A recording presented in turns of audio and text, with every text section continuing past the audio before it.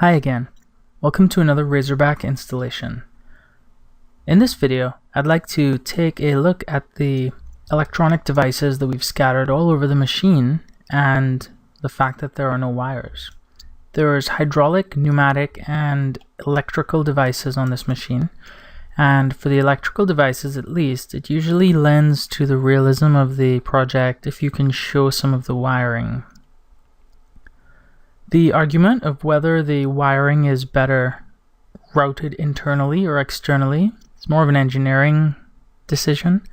I'm sure it influences things like repairability, shielding, battle hardening, but in this case we really only care about how it looks. So I'm going to run some of these wires externally just to add to some of the technology-driven looks of this machine. The machines are also built from standard motorcycles, so there's going to be a limited amount of things that you can do in developing a platform such as that, and you may be forced to run the wires externally for certain aspects. And these are all sort of things that I'm considering, but let's get started and see which devices we can sort of run wiring for. For this forward-looking infrared array here in the front, I'm thinking that it would be some sort of a thick cabling coming out of the side of it, or coming from the base. Now, coming from the base is a little more boring because you don't get to see it wrap around the side of the part, but it is probably more realistic. These are typically mounted to helicopters and different platforms such as those. So I'm not quite sure yet how I'd like to route that, but perhaps we can bring it out of the base here, run it up along this bracket a little bit, and then just sort of have it run backwards into the machine.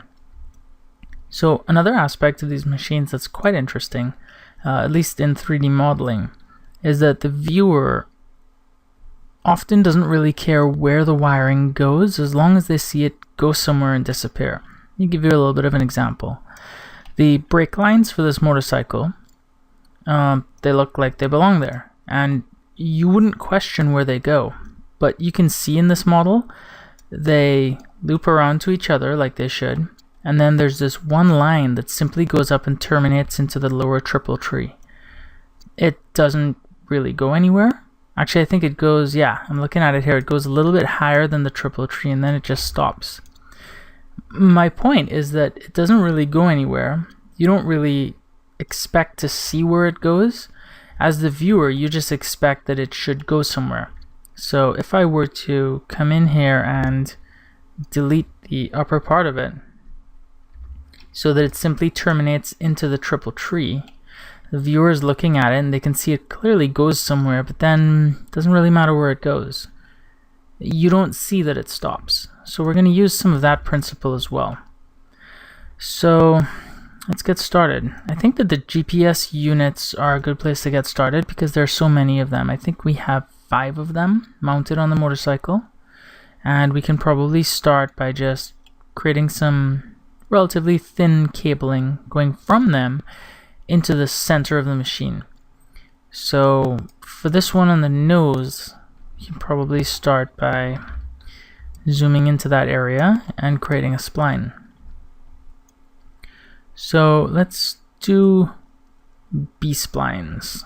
Those are easiest to handle when creating cabling. So I'm just going to create a B-spline coming out at that angle, and then we probably want it to run along the front fender a little bit. And then just like the brake line, we can have it terminate at the lower triple tree, and the viewers probably won't care. So once we've created it, it should be on the XZ plane. We can move it along the y-axis until it's near our destination. And then I just rotate things into place. That's really all there is to it. It's delicate work, but at the same time, you kind of just have to go with it and see where it takes you. Oftentimes you need to look at it from multiple angles and make sure that everything lines up properly. So here we can see that we'd probably want it more towards the edge of the fender. And in general in Cinema 4D it can be difficult to see the points on a spline in a busy project. You can make it so that they're larger, but in general they're just difficult to see.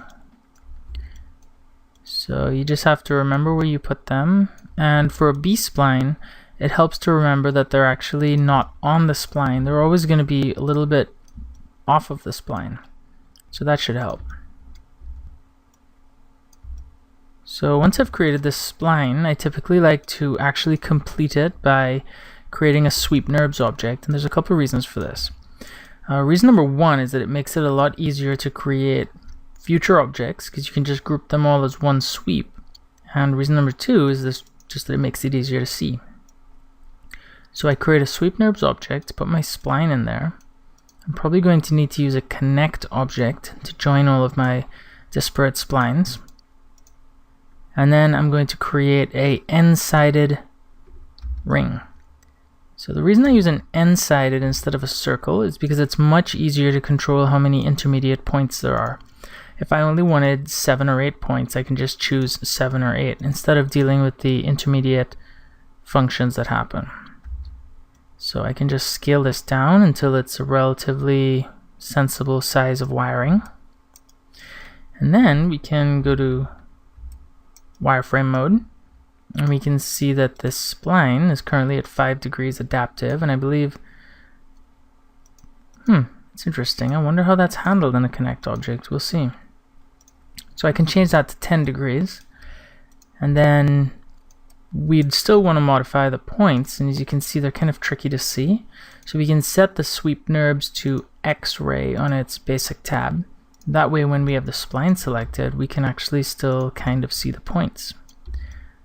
So we can just go through and start routing these where they need to be. And, you know, may need to use the knife tool to add a few extra points to our spline.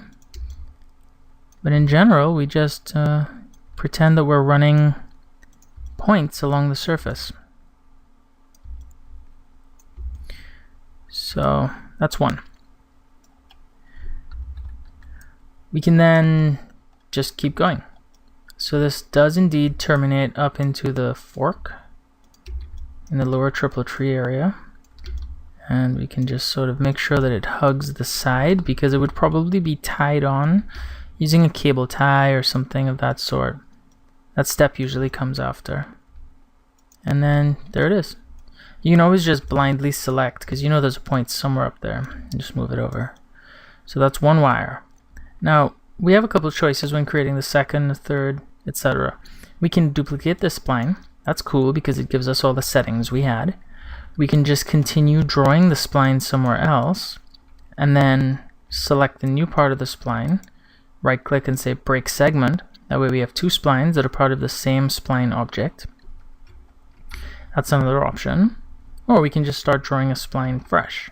So in this case, I'm going to just duplicate this spline so that I've got more than one. So then we can just, let's move this axis to where the spline is.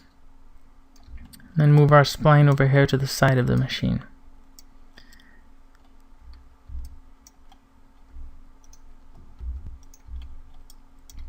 So again, we start by just placing our points of our spline where the sensor starts, but let's pause for a second. Where would this cable go? Would it go forward or would it go up and around? I think that for visual effect, I'm actually going to have it go up and around, just because it seems like it's navigating the area a little bit more. So what I can actually do is delete most of these points and just start with these 2 points right here, and then control click and sort of control click to bring it around into the machine. Now again, it doesn't really matter where we put it into the machine as long as it disappears somewhere in there. The viewer is expecting it to disappear because that's what cabling does on all of the devices and machines that they own.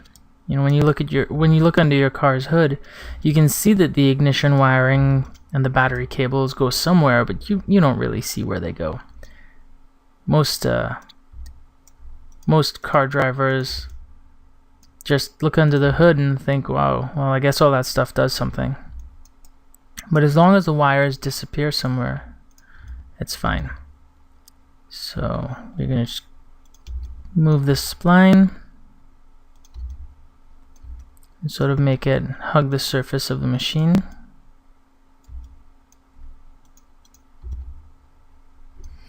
Sometimes if we create too many points, it's fine to just delete some of them. And we can just sort of route this into the center of the machine. Perhaps it should come out of the sensor and then go towards the frame, and then stick to the side where the frame is.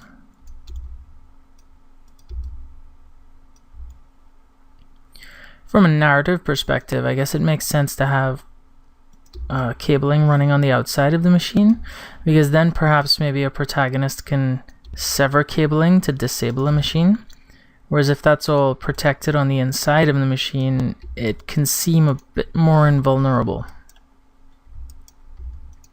So where you place your cabling may actually be determined by your story. So I'm just sort of making sure that the cabling disappears neatly under this point.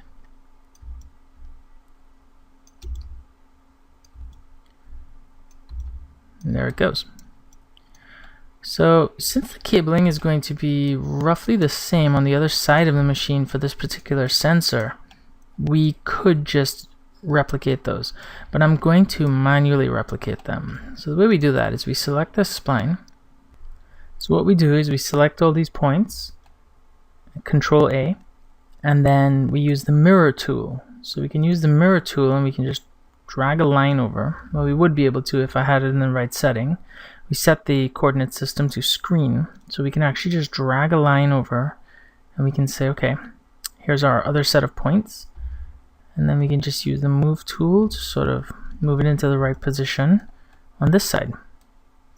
So we can just move that over a little bit, and it may help realism if we just make these wires run a little bit differently. So instead of using the exact same geometry from the other side of the machine, we can make it slightly different on this side.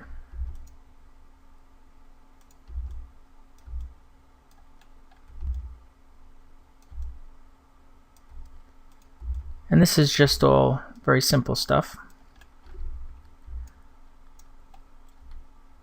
The reason I'm going through it all is because I thought maybe perhaps it might be good for folks to see how I do it. I know I learn a lot from seeing the way other people tackle problems that I know how to solve, but oftentimes they'll tackle it in a way that's easier or makes more sense or is more logical. Either way, this is how I do it. So now we have that cable on both sensors. We have one on the front sensor as well. And we can start to think about what exactly that cable looks like. For instance, is it thicker? So we make it a little bit thicker on all of them. And yeah, I think a little bit thicker looks good like that. We can always give it a texture. So we can create a nice black material to help us visualize what this cable actually looks like. Even though it's still in X-ray mode, we can toggle that if we really need to. So you can see that the routing of the cable was a little bit different because of the batteries and the flywheel. And so now we just continue on with cables for the other sensors.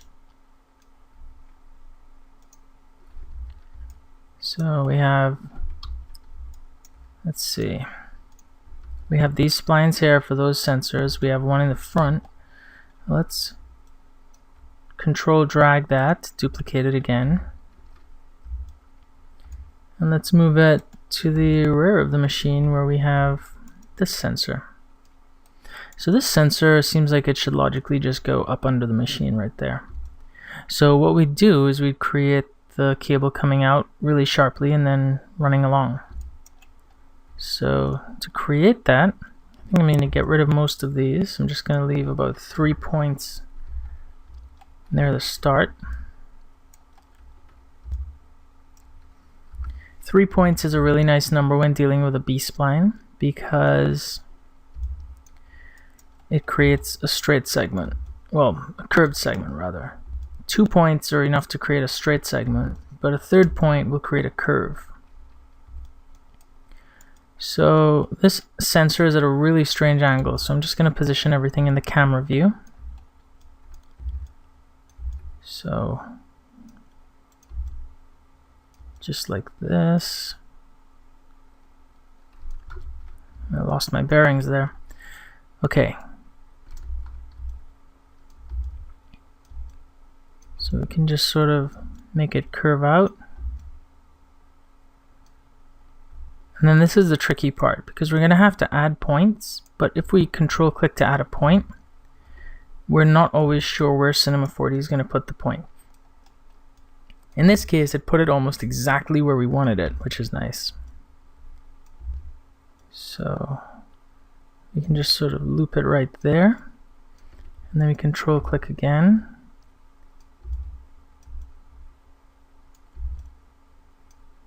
And we just sort of make sure that it touches the bracket. Once that's done, we can have it go off inside of the machine. Perhaps we can control click in the center of the spline to add another point, just so it curves down a little bit more naturally. You can always look at wireframe mode to see what we're looking like underneath. One thing that's worth mentioning is when all of these are using one sweep Nurbs object like we are, if you change the banking of one of these objects, notice that the wireframes for the other objects are twisting as well. Up in the top right there. It's just something to keep in mind. So if you're using, for instance, a flat cable, you may want to use a rail spline to make sure it's going in the right direction. Or you may just want to use individual sweep Nurbs objects for each cable. It doesn't mean you can't use the same end side as a source for all of them, because you can just use an instance in that case. So what we do is we just put this cable so it goes into the machine somewhere. It doesn't really matter where it goes, as long as it goes somewhere that we can't see. I think we did that. Now we just want to create one for the other side. So I'm going to use the same technique I used earlier, where I select all the points, and then we use the mirror tool. And we can just roughly mirror it down the center line of the machine. Now this sensor is in a very different position, but I still use the mirror tool because I want to maintain that same bend. I want it to come out of the sensor in pretty much the same way that we did on the other side of the machine. So like that. And then we can reconstruct the rest of it. So I actually like how it curves, just based on luck, by the way that we got this. So what we can do instead is say, okay, we want the point to end inside of the machine right there, and then we just work backwards. So it's becoming very difficult to see where my spline points are, but based on the curve I can sort of guess. So I have one here, which means I'm going to have another one somewhere up here. And now we can go back to shaded mode and sort of see where that goes. So it's going to come underneath this part of the bike. So we can add another point right there. It's probably going to hug to the outside.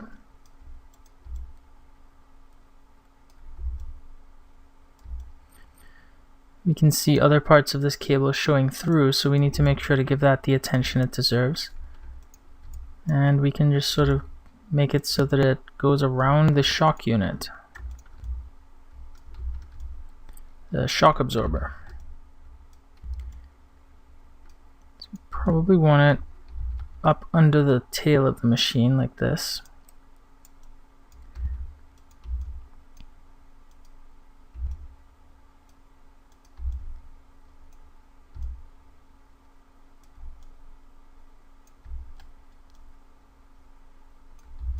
We want to make sure it's not intersecting. X-ray mode makes it a little bit difficult to see that. But again, it doesn't have to be perfect. I can always clean this up when I'm done recording. And we can just sort of hunt for where these points are. There it is. And now let's make sure that it doesn't poke through the side like it is right now. So just trying to avoid all of the things that my camera keeps bumping into. We can just pull it back right there. And I think that's it. As long as it disappears into the machine, it's fine.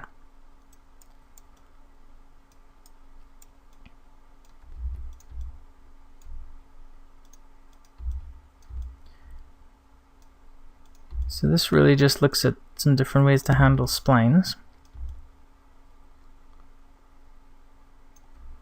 Even though that may not be the most efficient path for that to take, I like it because it sort of snakes around other components and it makes it seem like it was a challenge to fit that part.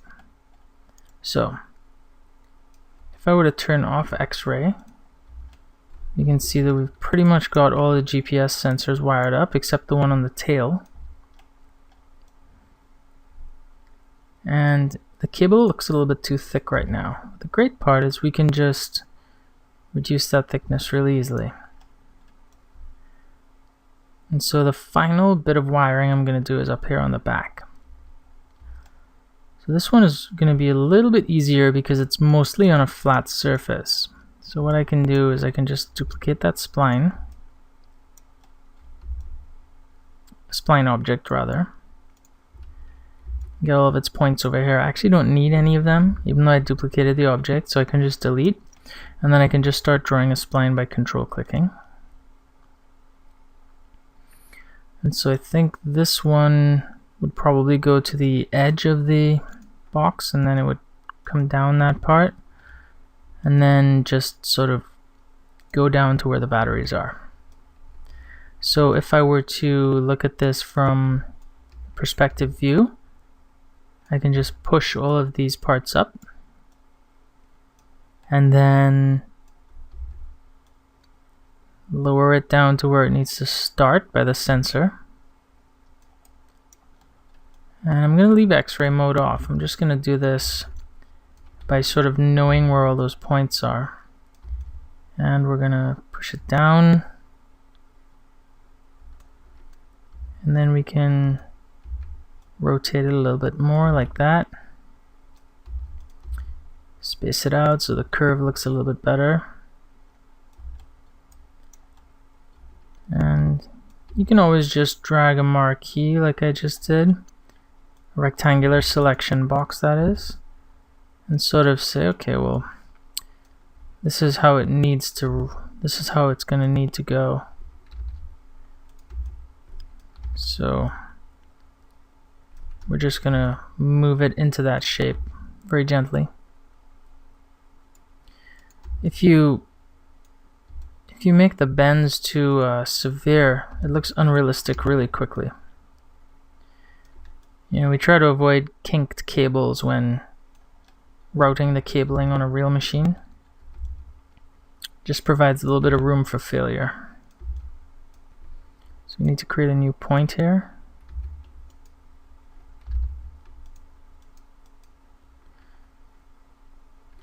I'm going to use the knife tool. Control click doesn't seem to be working from this angle. And then we can just sort of bury the cable in the machine.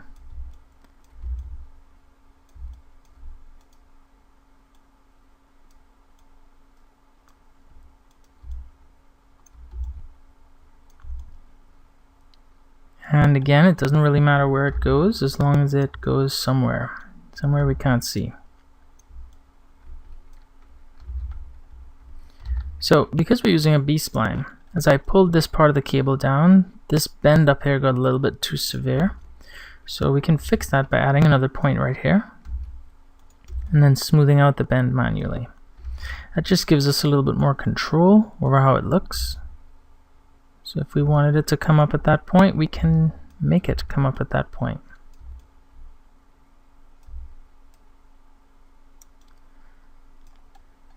So I'm seeing a few things here that we might want to patch up. This cable, it might be better if we just loop it back around underneath, because that's the best place where people won't see it.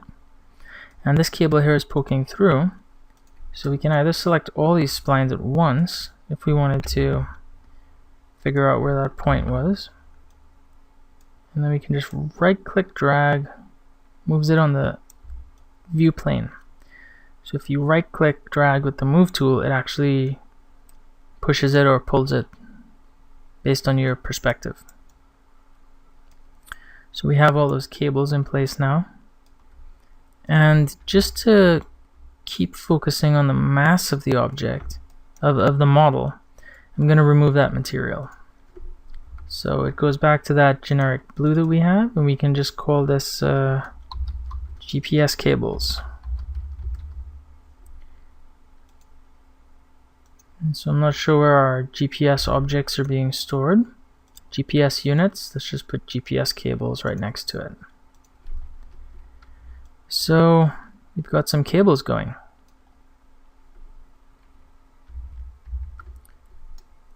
Before we wrap this screencast up, let's look at the cabling for this forward-looking infrared camera. So I'm going to create another spline. So I'm just going to go up here to B-spline, get a fresh spline to work with. And I'm just going to pretend that it comes out of the base of the machine and then goes up this bracket and then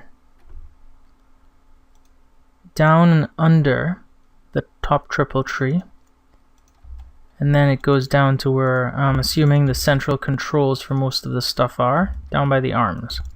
There's going to be a lot of electronics there. It's a really easy place for a big cable like this to get lost. So we created that from the side view, which means everything is going to be right down the center. So the first thing we want to do is move it off of the center so that it actually comes out of the unit right there. And then we just start moving the points. So these points need to be more to the bracket as they are routed underneath this LiDAR unit and along these points. Then we can sort of, that's not a spline point. Then we can sort of make sure that everything flows under the triple tree, doesn't get in the way of the steering of the bike. We can test that later. And we can just pull this spline up a little bit so it makes the transition over the frame of the bike. And then we can pull it back down. Sort of drag a box selection there so we get all those points and move them down. So that's going to be enough to start with. Now, there's a lot of instruments here. It's not just going to be 3 wires coming out of the back of this thing. I think it's going to be multiple cables. So what we can do is create a sweep Nurbs to start.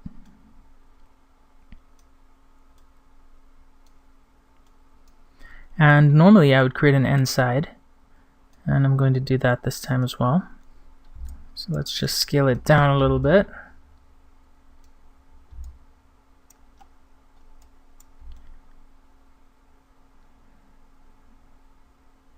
Nice. Fat cable. And then I'm going to give this object 8 sides, so it's nice and smooth. Now that in itself looks fine, but it looks like it could be carrying anything, fluid or wires or whatnot. We can actually improve this. So what I'm going to do is move this inside object to somewhere where we can see it a little bit better. You know, in Cinema 4D, the source of a sweep Nurbs doesn't actually need to be anywhere near the sweep Nurbs itself, which means that we can actually move this down here to the front and manipulate it while looking at the sweep Nurbs right here. So what I'm going to do is create a connect object. I hope this works. I haven't tested this. And put my end side inside of it. And I want the connect object to be at the same position as the end side, so I'm going to transfer it over first. And so I want to transfer it to the end side. So the connect object's right there, and there's the end side. So let's turn the sweep Nurbs back on. Great. So now we can actually select our end side and maybe duplicate it. So now we have two cables. We can scale the second end side down a little bit. So it looks like a secondary cable running next to it. If we turn off our sweep Nurbs, we can see what we're creating. We have this original end side and the smaller one right next to it. So what I'm going to do, and the connect object is at the center of it all.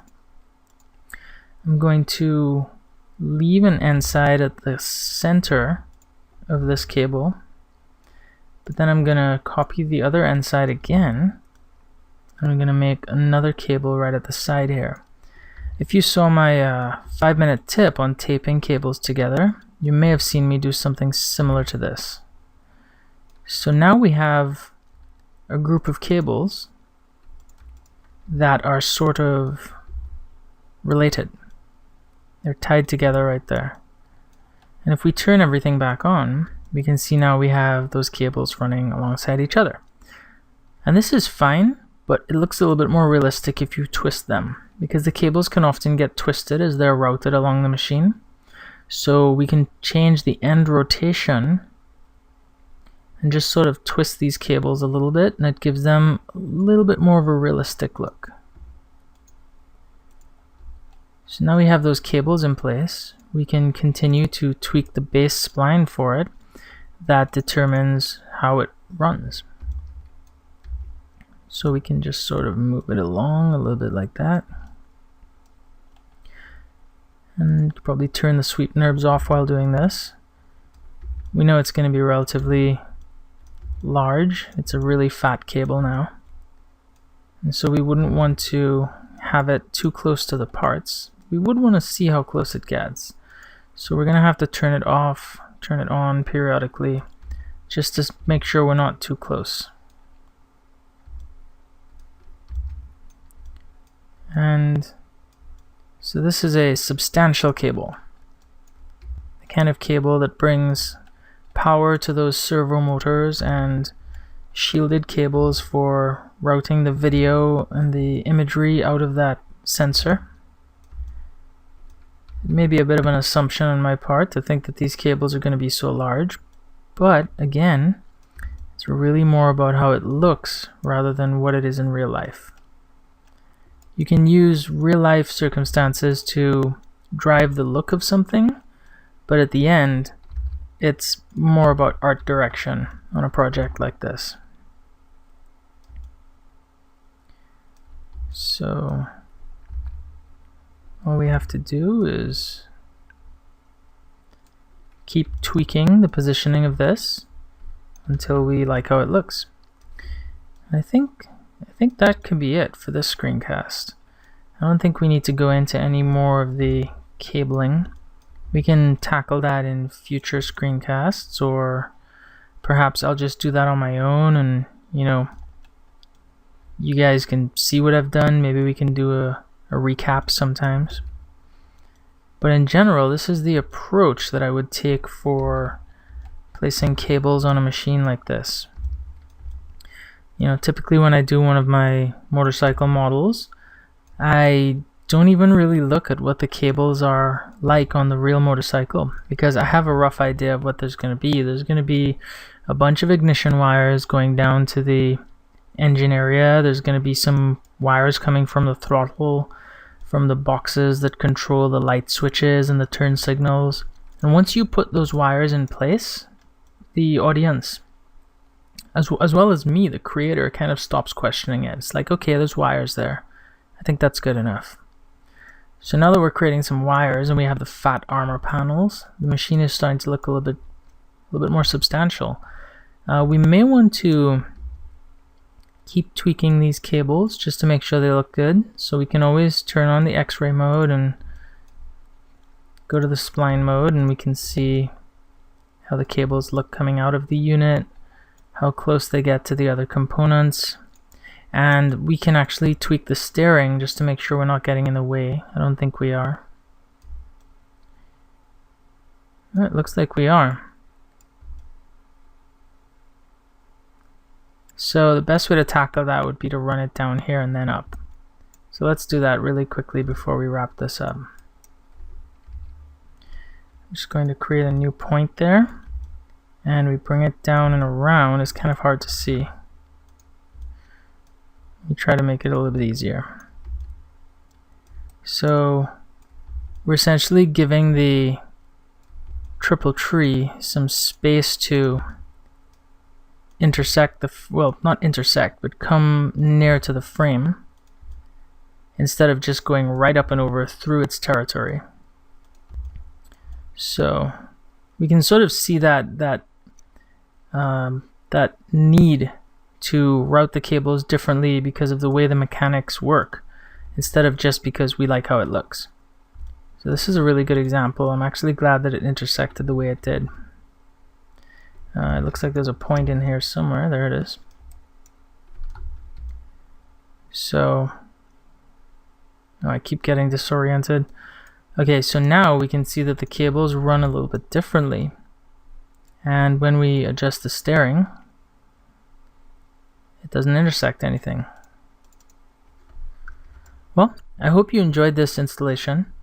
It was a little bit more slow pace. It seems like a lot of the episodes are getting a little bit more slow pace just because the machine is, the model of the machine at least, is starting to get to a point of maturity.